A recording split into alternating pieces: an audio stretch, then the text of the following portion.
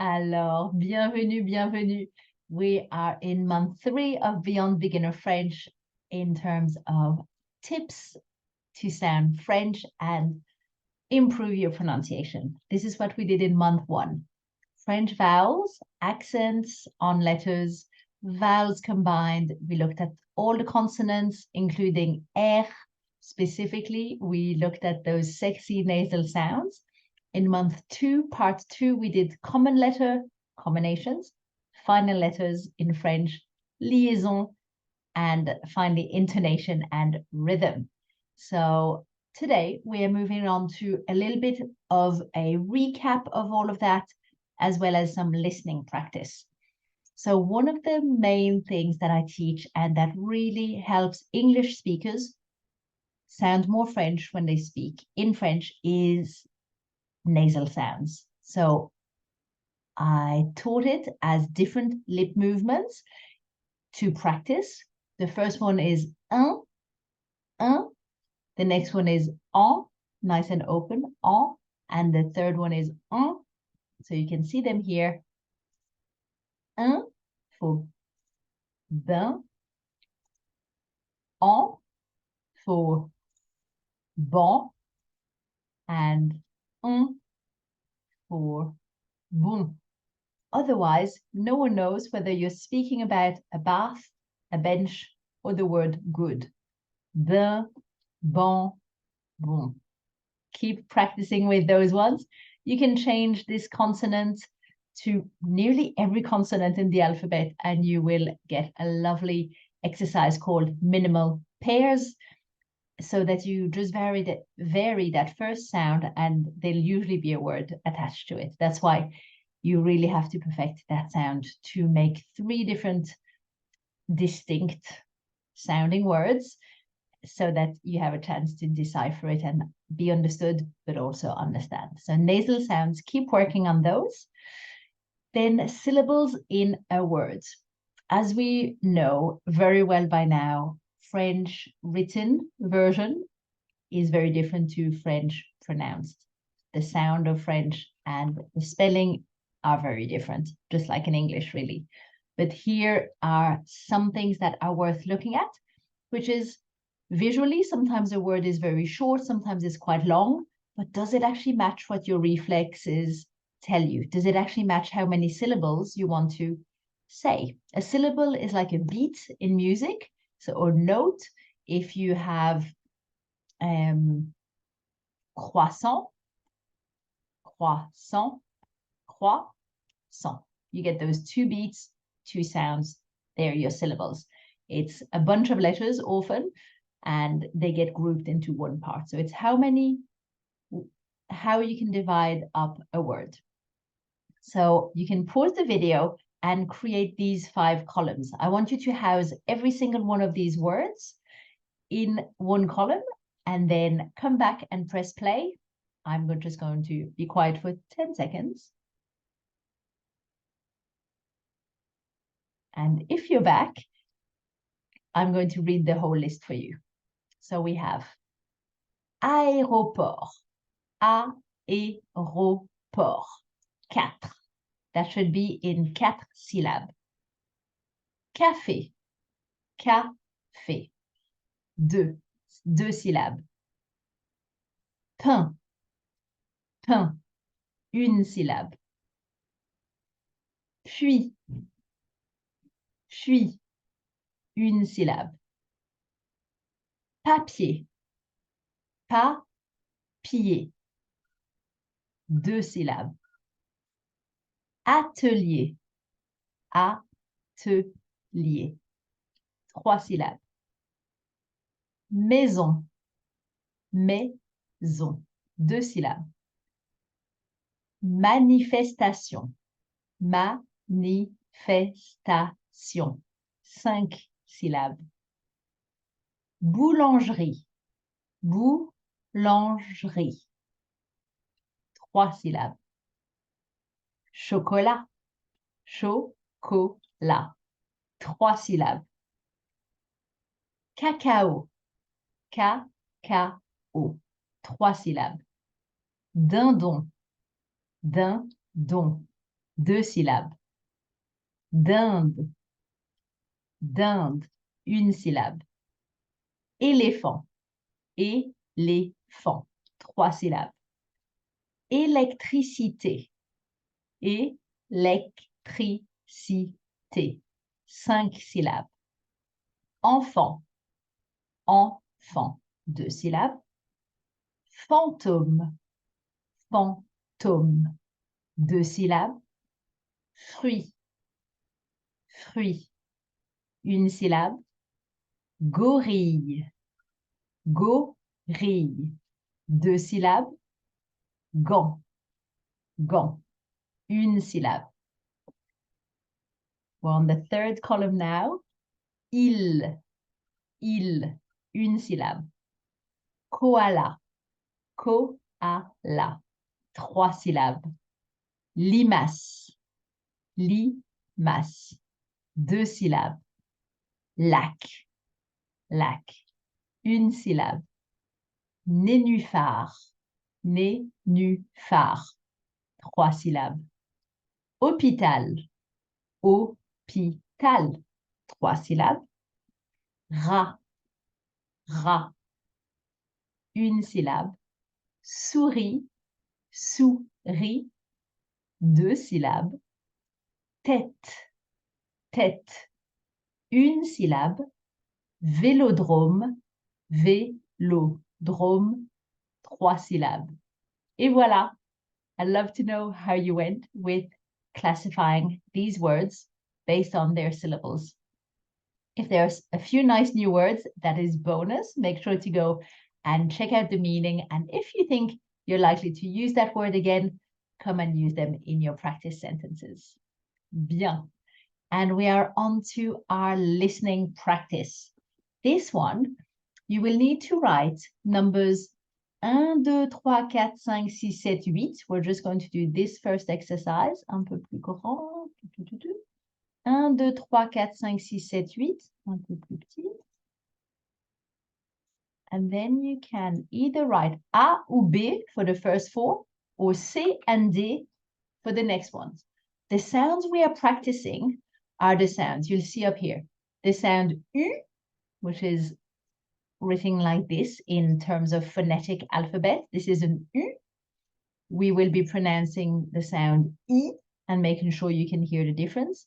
And we will also be doing the sound U. These are from the IPA, the International Phonetic Alphabet. D'accord? These are not the actual letters, but we are practicing these 3 sounds that sometimes get confused. I, U, U. So I'm going to read just one of the 2 options, and you have to decide, am I saying A or B? And then in this part, I'm going to read one of the 2 options, and you have to guess, did I say C or did I say D? These are supposed to be quite challenging, so let's go. Numéro 1, c'est la vue. Numéro 2, il est pur. Numéro 3, il faut le dire. Numéro 4, voilà les piles. Je répète. 1, c'est la vue. 2, il est pur. 3, il faut le dire. 4, voilà les piles. How did you go? Numéro 5, 6, 7, 8 are next. You are picking, are you hearing C or are you hearing D? Which sentence out of those ones? 5, we have votre veste est dessous. 6, vous êtes sourd. 7, les enfants sont purs. 8, c'est vu. Je répète, numéro 5, I'm checking each time. 5, votre veste est dessous. 6, vous êtes sourd. 7, Les enfants sont purs. 8. C'est vu. Alors, how did you go with this one? I'd love to know. And this is the next listening exercise. A little bit harder. This time you don't have two options to pick from. You have to write what you hear. Numéro 1. Prends cette rue quand tu sors. Prends cette rue quand tu sors. 2. Mesdames, messieurs, vous avez 15% de réduction sur les pulls. Mesdames, messieurs, vous avez 15% de réduction sur... Pardon, je répète. Mesdames, messieurs, vous avez 15% de réduction sur les pulls. 3. Ne cherche plus. Le crayon est dessous. Ne cherche plus. Le crayon est dessous. 4. Séverine, tout va bien? Séverine, tout va bien? 5. Votre vue s'améliore, alors cessez de vous plaindre. Votre vue s'améliore, alors cessez de vous plaindre. And finally, 6.